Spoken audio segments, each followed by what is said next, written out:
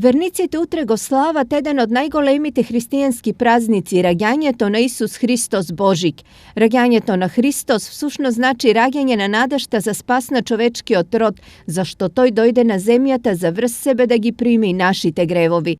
После Христовото воскресение, најголем празник во православната црква е раѓањето на Господ Исус Христос. Бидејќи со првородниот грев човештвото падна во грев и уште од тогаш беше наговестено дека со векови дека ќе дојде Спасител, кој ќе го спаси човечкиот род од првородниот грев. И тоа се случува токму на Божик, односно со раѓањето на Господ Исус Христос, со појавата на звездата, и затоа сите ние го славиме Христовото раѓање со песната или со молитвите слава на Бога во висините, на земјата мир, меѓу луѓето добра волја. Почетокот на божикните празници го најавија коледарите, символите на ангелите кои го наговестија раѓањето на Богомладенецот, но и вечерната богослужба во христијанските храмови каде се делеа и бадникови гранчиња. Традицијата, значи, кој се однесе дом, благословено е да има среќа во куќата, благодет, и тоа е тоа, за сите. Прво дома, па за сите. Такаво е од Господ. Дома се чува цела година. Цела година се чува, јас си оставам една вазничка на витрината и ми стои цела година. За разлика од претходните години, во црквата не се палеше коледарски оган, а истите беа откажани во повеќето урбани заедници. Според препораките на Македонската православна црква, значи традиционално и оваа година се обележа Коледе во нашата урбана заедница, но некако и претходните години со палење на коледарскиот оган, туку во просториите на оваа урбана заедница, кумот, значи, заедно со свештенослужителите,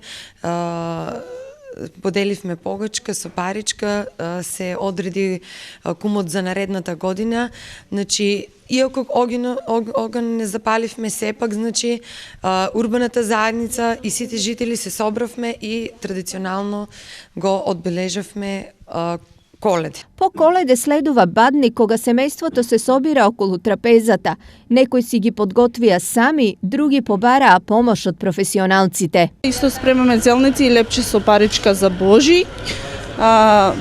Лани имавме околу 8.000 броеви, ова година и над 10.000 ќе бидат. Градоначалникот Захариев и оваа година повторно на една маса и со бездомните. Кој секоја година за бадник се собираме овде, затоа што предвечерието пред раѓањето на Исус Христос е време кога треба да споделиме некои вредности, да покажеме поголема солидарност, и вечерва овде ќе се дружиме со луѓето кои живеат овде, ќе ме вратиме надежта и сакаме да порачаме до сите оние кои имаат поголеми материјални добра во овие мигови кога празнуваме толку убави празници, а нашиот најрадосен празник е утре, значи Божич, раѓањето на Исус Христос.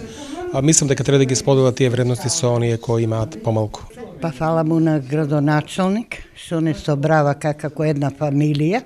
Убаво се поминаме, паричка се падна убаво у младо дете. Што друго да ви кажам? Сакам и здравје и среќа, вие сите млади да сте. А за нас старите, добро, изгораме своите.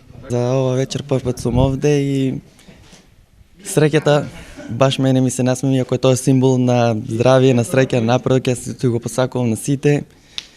Мило ми е, почестен сум што сум гостин овде и што баш мене ми се поводи. Во чест на рождеството Христово, Божикна средба ќе организира и христијанската црква Оаза. Јас сакам прво на сите граѓани, христијани на општина Штип да им го честитам Божик, без разлика дали се православни, католици или како нас евангелско-протестантски христијани, кои што, како добри граѓани, заради државниот празник ние го почитуваме Божик и го славиме Божик на 7 јануари.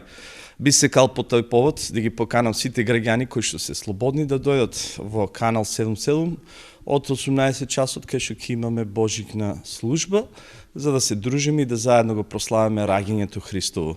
Денес честитки по повод големиот христијански празник Божик до верниците у Патија и политичарите.